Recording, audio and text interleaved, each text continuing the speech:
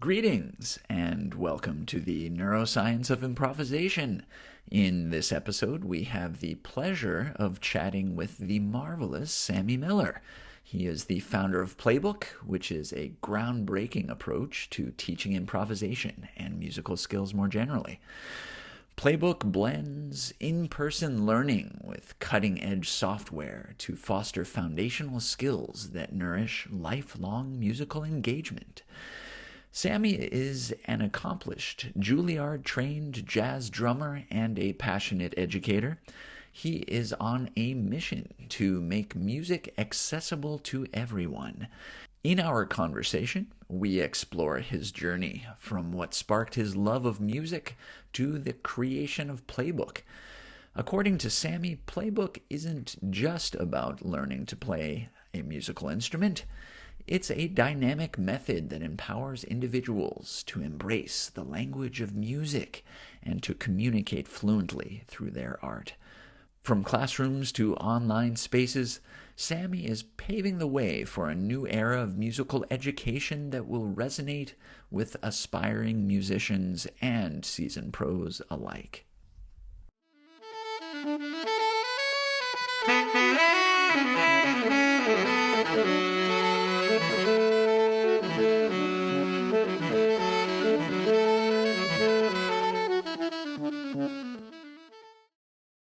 All right. It's great to get a chance to connect and learn more about Playbook and your background and everything you're doing, which just to me is so exciting to learn about and to see. You have wonderful YouTube videos available, and you've got a great website. This is playbook.com. Thank you. Which is a wonderful resource, and it just looks like you're doing great work with students and I'm sure adults alike. You could help anyone to discover their musical language within, so to speak.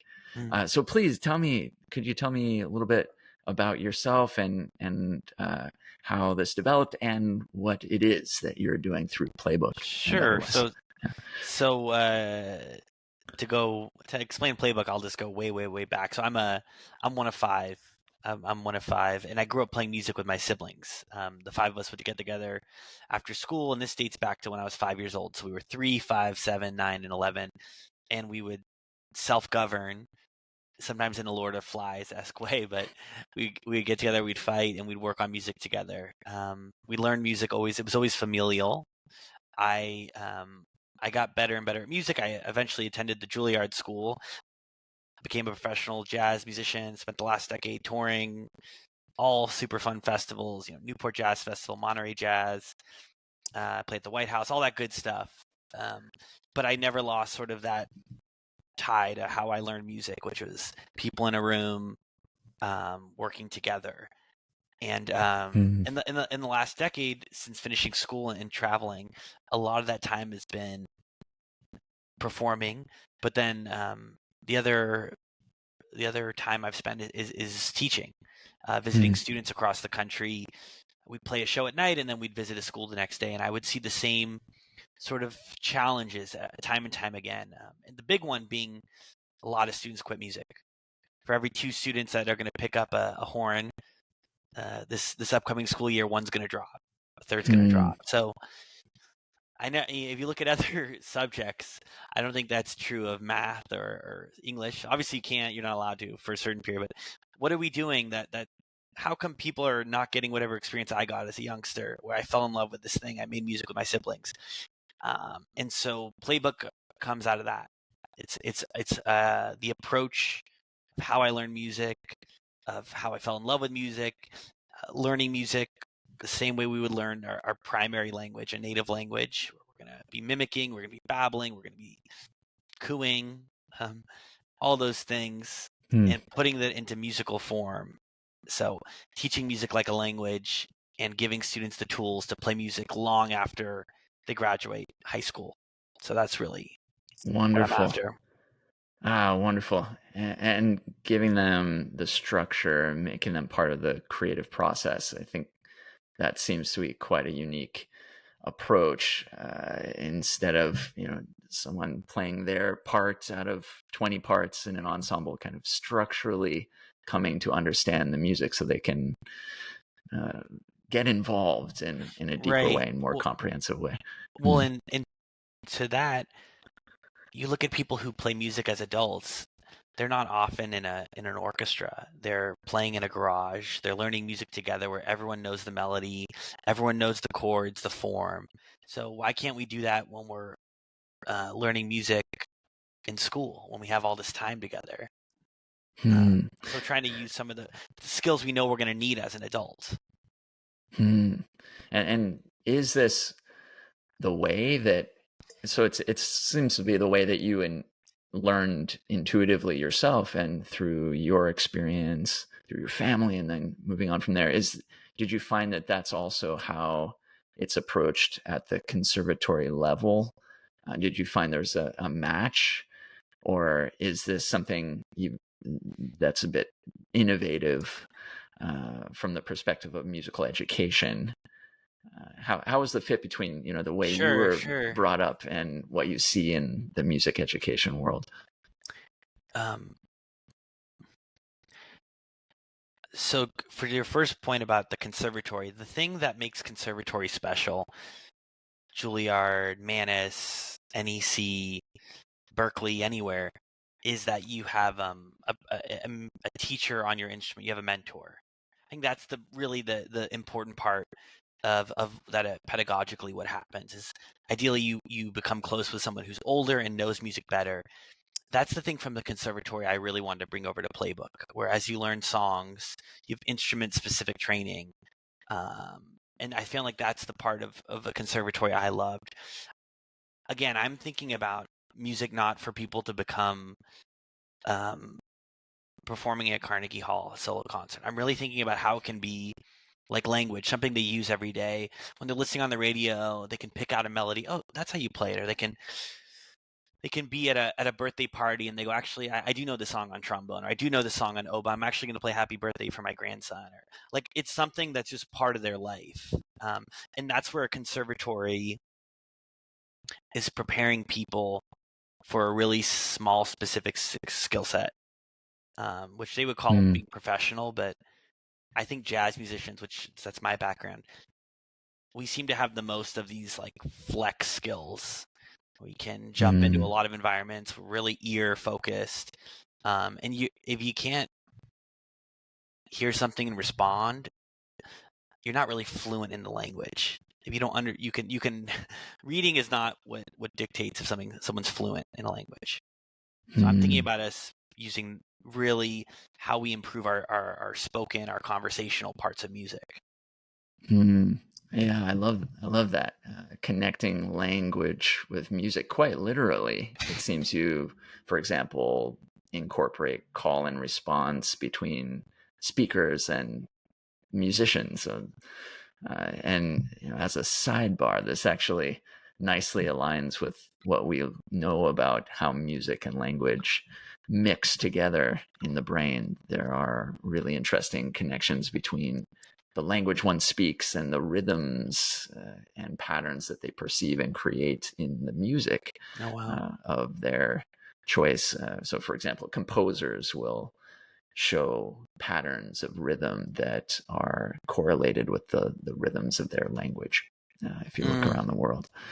But that's something that you explore, which is wonderful. And can I ask even about that? When it comes to language, like my understanding is our brain's process is music processed like a language? Is it in our brain, or how is it processed differently? I mean, great question. It's a blurry boundary, isn't it? So there are some things that language can do that music just can't, like pass the salt. It's not that easy to, unless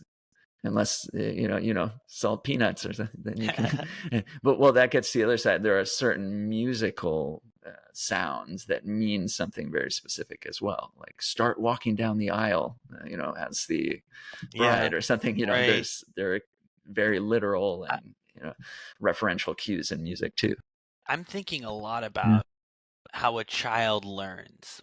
Again, I go back to how I learned Spanish is not how people should learn a language, because I took it for 5 years. I can read a lot of different things. I don't really understand what's happening. Like, a lot's going past me, and I'm thinking, why don't we babble in music at all? In most kids, 4th grade through 12th grade, if they get good at their instrument, it's going to be mostly around their ability, like, to do things perfectly. And babbling involves a lot of error. So I'm trying to create environments and playbooks like this. That's really a key, is a lot of room for messing up. Because you watch a baby, they're just like, they're really flailing a lot of the time. It's like, what you say hello and they go abo. It's kind of what they think it sounds like. And I think that approximation is super important as we begin to learn shapes and what words might go well next to each other. Same things are true in music. Absolutely. I think you're going down the path of what will probably work best, because indeed that's how language is developing. It's through a trial and error phase, a long phase that's basically free of retribution or negative feedback. In fact, if a child says something wrong, it's cute. No one is admonishing the child for Right. mispronouncing a word for a long, long, long time. We're talking years and years. So similarly, with music, having that totally open-ended exploration period that's free of the negative feedback, some kind of corrective mechanism, that's a great idea. how to do that, and that's wonderful that you're exploring making that a part of Playbook. Thank you. Yeah. So this, is part of a bigger conversation about the importance of music for culture, for humans, for people in their lives. And how do you quantify that? It's very challenging to do so, but we have to try, because that's what moves the needle, of course, deciding where funding is allocated in a school district and so on. And I know you come across this challenge. I mean, that's part of what moves your work forward is getting schools to bring you aboard, whether through your online platforms or bringing you and your colleagues in person to run workshops and so on, residencies, etc. So how do you approach that? I'd love to hear, kind of, if you're standing in front of the school board, how do you make your case these days at this point? What's Yeah, I what's think your approach? so. I think often people start with, we need funds. And then once we have the funds, the problem, we need to put money into the arts. And that part, that part isn't the solution. You would say, we need to we need to make music part of students' lives and do it in a way that they'll be able to play into adulthood. The same way you should be getting financially literate and all these other things that you should learn in school. You should learn history. If it's something that's going to be, if we're not teaching to the test and it's something that's going to be a lifelong skill, not just because they're going to do better on the SAT and they're gonna have less stress and they're gonna be more conscientious and they're gonna do higher GPAs. Any sort of thing you want to, like, when you want to go to like data driven, it's beneficial. But this is something that's going to help them as a human being get through life and do it in a way that's meaningful. See people as a way to communicate and express things that they can't express always through the English language. Then it's and we're going to teach it this way in the class. Now, how much money do we need to do that? I really think, like, California just passed Prop 28. It's going to be $1 billion every year beginning this fall that's going to be going into California public schools. It's amazing. 80% of that's going to go towards paying for new teachers. Long overdue. California, for what it represents for the country, from like Hollywood, LA, music, all this kind of stuff. We're that's where I grew up. So we're behind the rest of the country. So the money is a part of the equation, but then what are we going to do during that hour when now you have all these students and you have money? the goal to buy new instruments? Was that the issue? Because I've been in a lot of programs that have no funding, that have built incredible programs, and that's a testament to great. Again, going back to the conservatory thing, the conservatory, what makes that special is they have great mentors. So I think, and it's hard for a teacher on their own to know about everything. So I think part of that is how teachers are taught in education programs when they're studying, and that they had great mentors. It's hard to move everything at once, but again, my priority is we need money so that people can do this for life. That's what the funding's for. And during that hour, we're going to give them these other set of skills. I'm less concerned with them performing 8 concerts every year. I think there's too many concerts in school years. They teach to the concert. They teach to the holiday concert. Now it's the spring concert. I think they need to be learning skills. Imagine if you had to get up and do a math problem every 2 months in front of your whole community. It's stressful for the teacher. It's stressful for you. It should be a lot more like playing for each other, a lot more error, a lot more messing up. That's, I think that would go a long way, so that it's not about funds or lack of funds. Yeah, that makes sense. And the long-term benefits here, laying a foundation of musical literacy, there's just this mounting evidence, accumulation of evidence that shows that engagement with the arts in general, it really enables healthier longevity and outcomes in terms of lifespan and health span that are very beneficial. There was an enormous study done in the UK, which didn't have a lot of specificity in terms of playing music, but looked at arts engagement in general and found that people that were engaged just lived longer and happier and more healthy lives. But then if you start looking specifically at music, there's quite a bit of evidence that shows practice in music and engaging in music improves auditory processing. So the ability for the brain to track pitch over time and basically take the information that's being presented to the ear and use it in a way that's going to be helpful for cognition. And that improved fidelity of processing actually extends throughout life. Of course, it is even better if someone maintains musical practice beyond that earlier training. But even to have some musical training sets a person on a different trajectory in terms of the ability to use hearing. And turns out that the ability to hear is very much relevant to warding off dementia and cognitive decline in general, because hearing is so important for social engagement, the ability to kind of stay connected with the people around us and learn and continue to be involved in the world. So that's just one example. Music practice can help people hear better for the rest of their lives. And that could change society. It could save an enormous amount of money being spent on taking care of people getting serious cognitive decline. And of course, not to mention the emotional burden of people that are taking care of such people and family members, loved ones.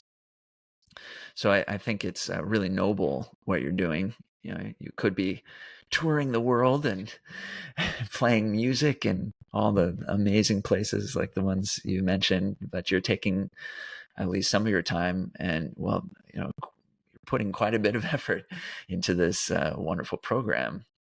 So I see a lot of social benefits. Thank you. How did you get interested in the science around music? Well, growing up, I was a saxophonist actually, and also interested in math and science, I guess, from an early age. And those two interests kind of came together as I got involved in psychology, cognitive science, and neuroscience through the undergrad research and work that I did, and then a PhD on the subject matter of music cognition and perception. And from there, I just have continued down that path of kind of blurring the boundaries between those And interests of mine. and what do you think is like? So it's interesting. Like I'm interested in like uh maybe what cold therapy does too for the brain, a cold exposure or sauna. Do you have like this is the minimum amount of time a week someone needs to spend being musically engaged for it to make an impact where you see it affect health span and lifespan? Good question. I don't have an answer to that. Uh, I think that we're a little bit of a ways from getting to that kind of level of Hmm. specificity. As of now, a lot of the research is looking at 6-month, year-long programs and seeing, okay, someone who went into drama, had these kinds of outcomes. Someone that went into the music Mm. arm of that randomized control trial, what do they see at the other end? Um, so we could, look at exactly how much time was dedicated during those programs to arrive at phonological benefits, benefits for linguistic phonological processing and so on and so forth. But yeah, The, I could look into that. the other thing is just I mean I'm you get in the weeds there, but also there's the soul part of it that I shouldn't understate. Just it does it does something for the soul, which we can put into like scientific terms, but it does something for the soul. I think to be certainly for playing, and people seem to have figured it out when it comes to listening. And they just go, man, it would be so cool to be up there, and like you can be up there every day in your house when people Hmm. watch a concert. So I think it's fascinating who sticks with it. I think, and even how much of music is around. We go back to the communal part. People who play in church is one of the biggest ways I see people who are lifelong musicians. And again, often they're not reading music. They're songs that they know um, that Hmm. have meaning to them that they can play week after week. Hmm. And it's low stakes in a lot of ways. Hmm. Yeah, and those experiences, like you said, you said the soul. It's the ineffable. It's the experience that you may be exploring, and I'd like to ask about your experience as a musician as well, and which I imagine is part of central to what you wish to share, what you Mm-hmm. wish to open the door to for other people. But those experiences are, it turns out, based on research that's happening, very interesting, first of all, and also they themselves have these health benefits, it seems. So entering into states of mind that involve the kind of loss of a sense of self, or a reduction of this self-critical, self-monitoring processing that's constantly kind of filtering your ideas and your feelings, what is appropriate for the moment. This kind of sense of that we're always kind of our own police, being careful about what we do and Yeah. say. When you're entering into certain states, particularly with regard to improvisation, that's where it's been studied most thus far, but I imagine it's available throughout music. These states where you're kind of letting go a little, they turn out to have some really interesting, first of all, experiential qualities, but also health benefits in interesting ways that we're just starting to get a feel for, get an understanding of through the science. But I'm sure you're well familiar with, and so can you talk a little bit about what it is to improvise, what you feel, what you experience, just from your standpoint, if you can introspect a little bit. Yeah. Um, I always loved playing music. And then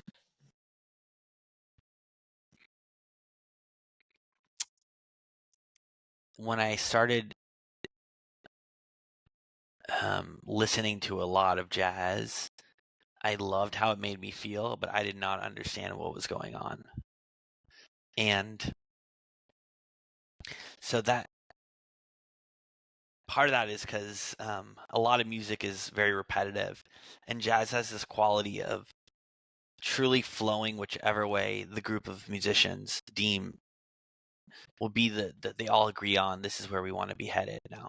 And that sort of flow or dream state, it's very addictive, I think. So it's something, once I realized like, oh wait, I could create this feeling.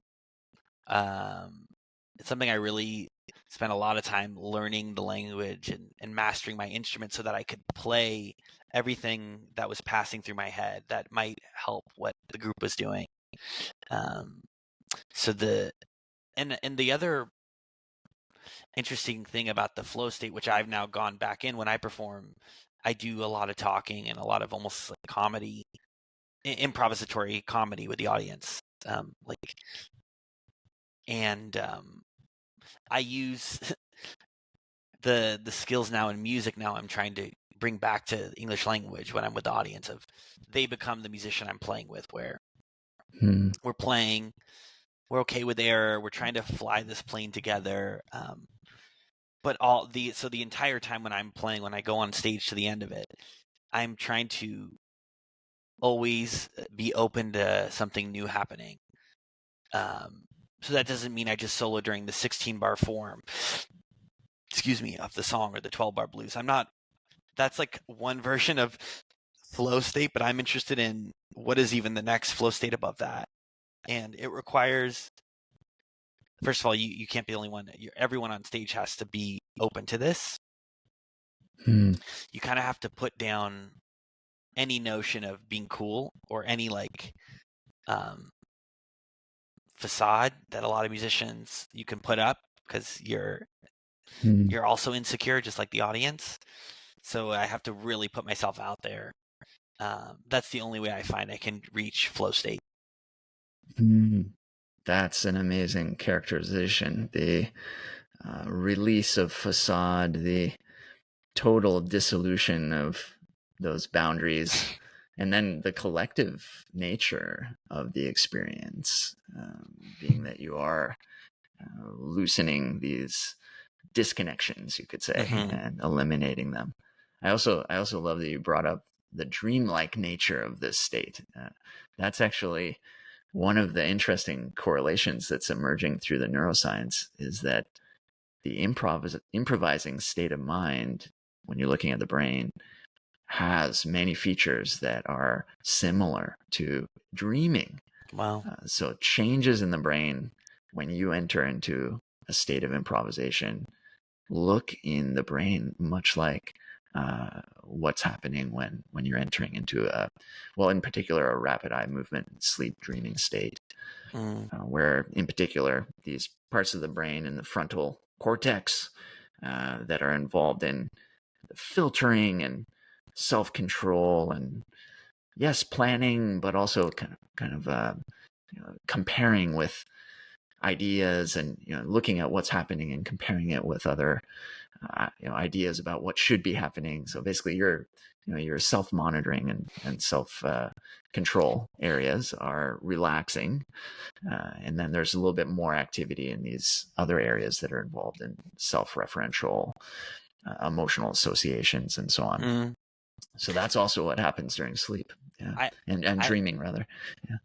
I almost felt when I tour, the 22 hours and 30 minutes when I'm out in the world is like the work part, and then when I go to play music, I think dream is like that's the time that's actually I get to relax when I'm on stage. That's like it's focused, but it's the most my brain can be free.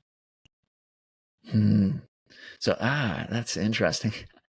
The work is getting to the airport on time, and yes, making sure you got all the sticks that you need, and I'm so not on. the only musician who would feel that way too.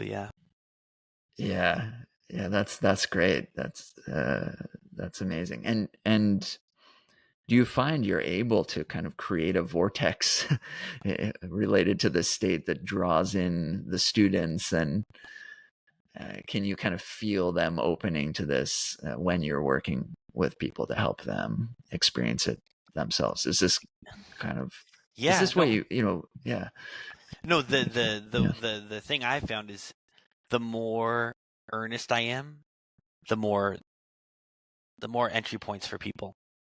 So when I just play music really well, and there's nothing. I give nothing here, and I don't talk.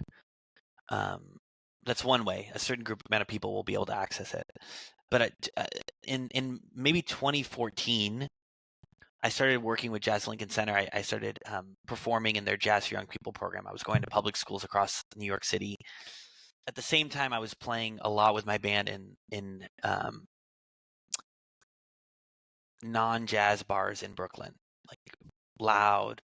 And I was noticing at the same time I was learning how to present to like second graders, how to explain jazz to them, how to find them, how for them to access the music as these like drunken brunchers or something. Like there was something I was finding about how to play in a way that was open to everybody and had something for everyone. I wasn't dumbing it down for any group. I was just playing and presenting my art and my humanity in a way that would be relevant for really everybody.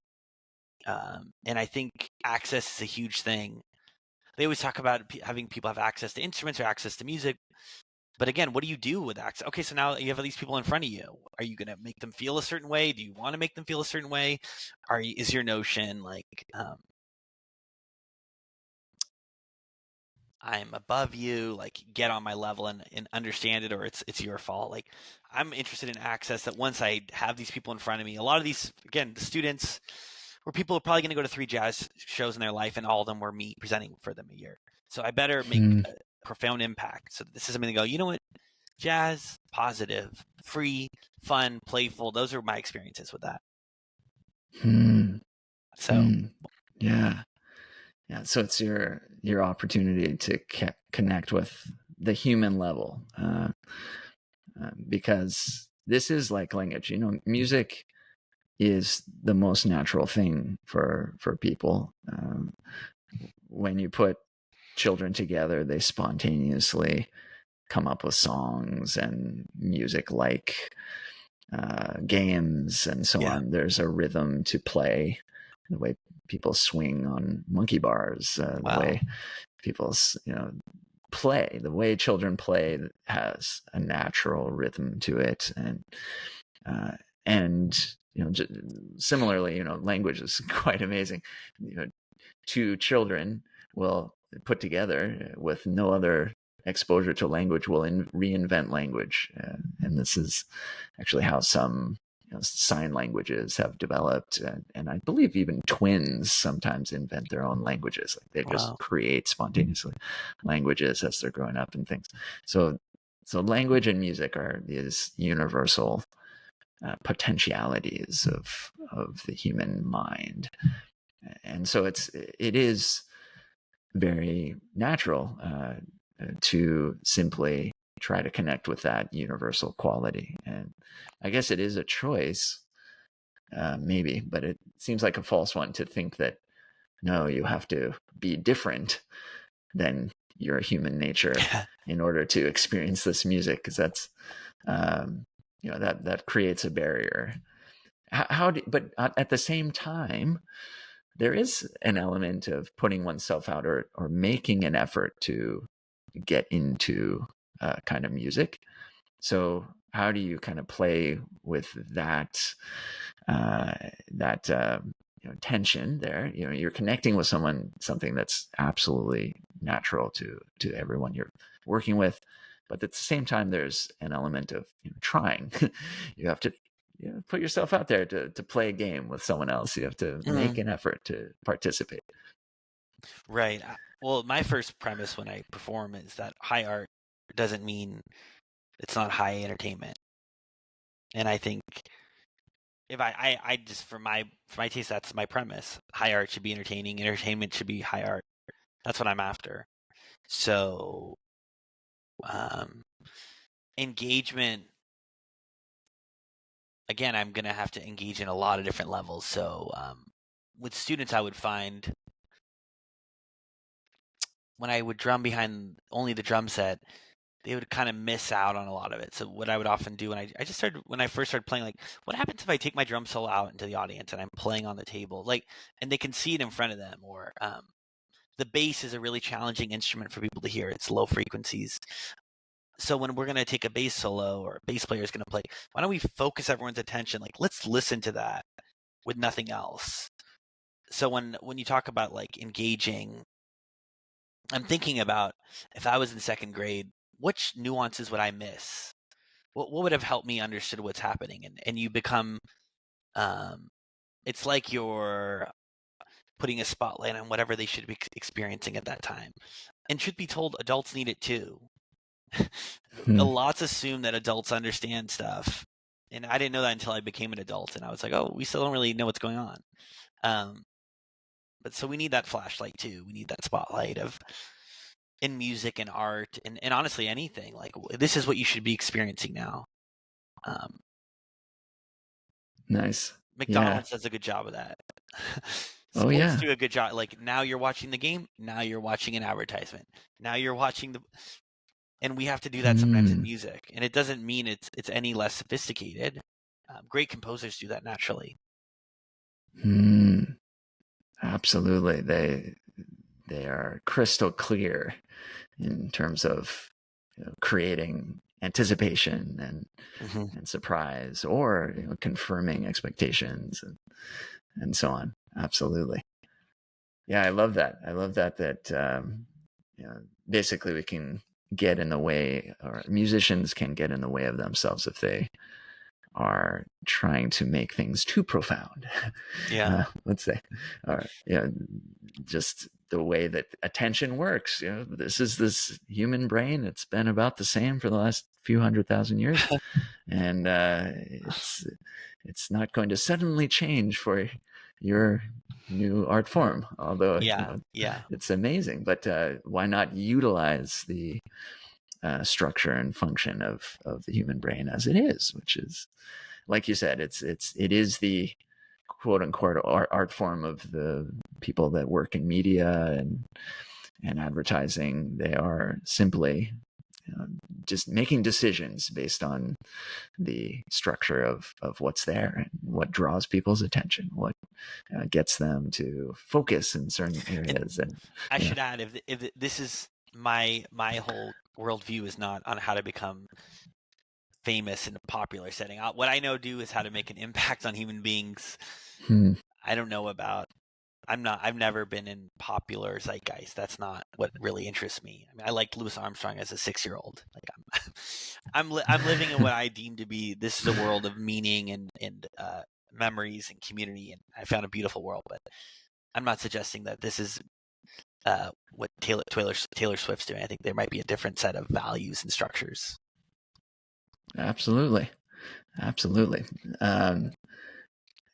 And so there, yeah, that's a subtle and interesting point about how, you know, there are different, ways of approaching, or different kind of communities of music or ideas, and they can connect at different. Yeah, I mean, I think that's, you're just raising like this amazing, Well, phenomenology of, you brought up Taylor Swift, because how can we not? Like she's literally everywhere right now, in the news and so on. and So that's and such an I'm interesting thing. I'm after the things I'm interested in.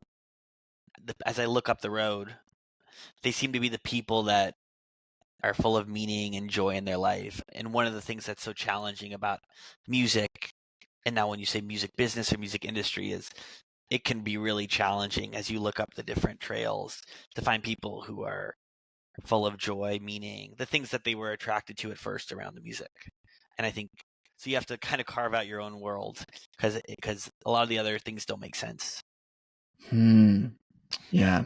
So that's, but that struggle is, it's kind of a metaphor, or it's running in parallel to the struggle of everyone to have meaning in their life. And so it's really, uh, it turns out, work for all of society to maintain Music, that don't you think meaning. music can help though? Don't you think music can help for everyone? Yeah.